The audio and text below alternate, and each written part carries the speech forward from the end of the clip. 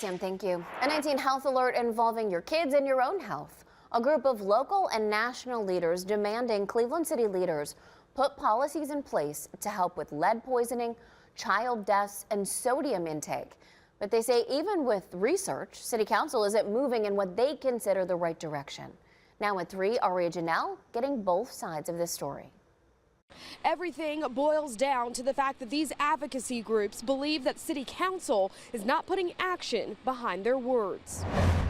Despite the City of Cleveland's official declaration of racism as a public health crisis, meaningful progress has been slow and our voices have been ignored. Big claims being made Monday by Ashley Hebert from the Center for Black Health and Equity. She, along with several other advocacy groups, stood in City Hall voicing their concerns pertaining to health and marginalized groups. There has been no policies that have been put in place that can actually avert potential other crises from happening. Some of the policies they tell me they brought up to City Council surround lead poisoning. We ask for testing for all children under 5.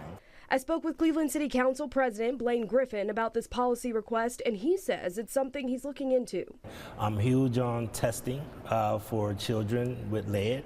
I'm huge on a couple of the other things around infant mortality. But Griffin tells me not all of the policies that have been brought to him by these groups are ready to go before council. He says he hasn't ignored their voices, he just has some concerns. I think we have some differences on the sodium law that they would like to have. A sodium warning label ordinance that will require food service establishments to notify the public of the levels of sodium in their meals. While the request for this policy seems straightforward, Griffin tells me he asked them to do more research. How would this work? And when we're talking about labeling and other things, inevitably there's going to be cost involved. We don't want to just pass laws just to be passing them. We expect for them to be enforced. With questions and frustration piling up on both sides, these organizations say they aren't giving up. These are evolving conversations that we like to continue to have. In Cleveland, I'm Aria Janelle, 19 News.